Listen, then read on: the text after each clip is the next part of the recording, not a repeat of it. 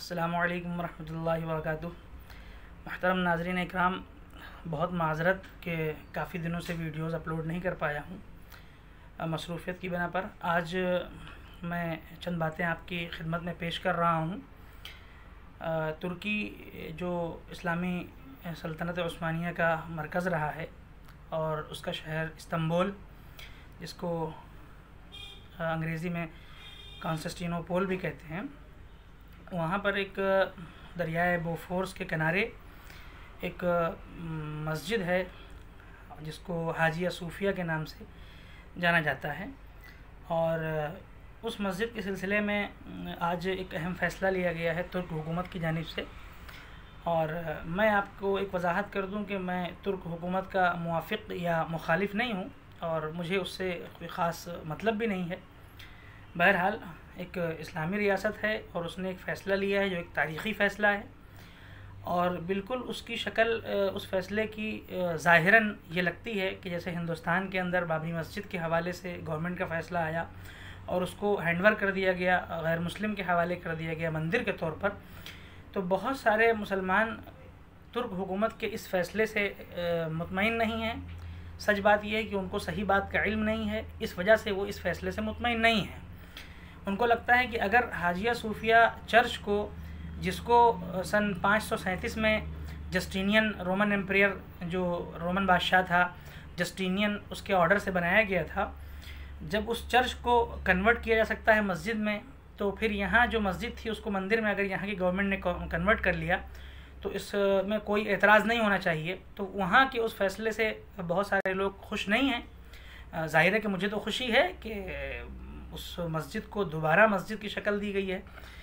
تو اس حاجیہ صوفیہ جو مسجد ہے اس کی تھوڑی سی مختصر تاریخ میں آپ کے سامنے پیش کرتا ہوں، اور پھر میں بتاؤں گا کہ وہ فیصلہ جو ترک حکومت نے لیا ہے حاجیہ صوفیہ کے حوالے سے، اور یہاں جو بابری مسجد کے حوالے سے انڈین گورنمنٹ نے لیا ہے فیصلہ، اس دونوں کو ایک ساتھ دیکھنا، ایک نظر سے دیکھ کے سمجھنا، اور یہ کیوں صحیح نہیں ہے، اس پر میں گفتگو کروں گا بعد میں۔ پہلے اس حاجیہ صوفیہ مسجد کے حوالے سے تھوڑی سی تاریخ سن لیں۔ حاجیہ صوفیہ کا نام جو ہے وہ ایک بہت مبارک مقام کے طور پر سمجھا جاتا ہے، وہ ایک الگ مسئلہ ہے۔ سن 537 عیسوی میں رومن بادشاہ ایک تھا جسٹینین، اس کے حکم سے یہ دریائے بوفورس کے ساحل پر ایک بہت بڑا چرچ بنایا گیا، اور یہ چرچ 537 عیسوی سے لے کر سن 1054 عیسوی تک یہ بازنٹائن کرسچن، جو بازنطینی عیسائی تھے، ان کے ہاتھ میں رہا۔ اس کی ذمہ داری، اس چرچ کی اس تولیت یعنی متولی یہ لوگ تھے۔ تقریباً یہ 517 سال کا ایک طویل عرصہ ہے۔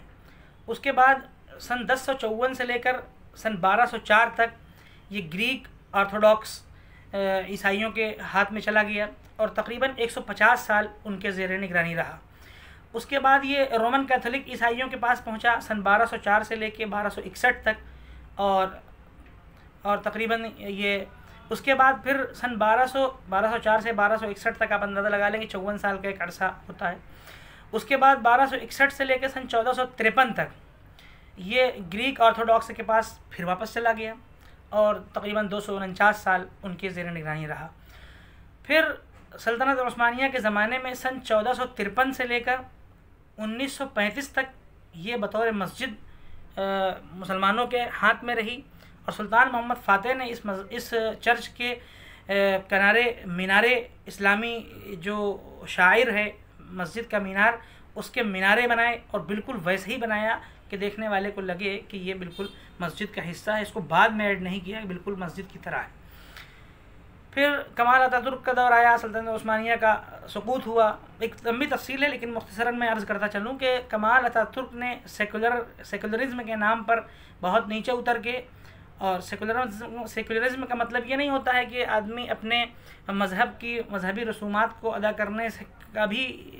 اس کو حق نہ باقی رہے، بلکہ سیکولرزم کا مطلب یہی ہے کہ ہر آدمی کو اپنی رائے کی آزادی ہو، اور اس کو گفتگو کرنے کا حق حاصل ہو، اور اپنے مذہبی شعائر اور مذہبی جو عبادات ہیں ان کو ہر جگہ کہیں بھی ادا کرنے کے حقوق ہوں۔ بہرحال تو کمال اتاترک کے زمانے میں سن 1935 میں یہ حاجیہ صوفیہ مسجد جو ہے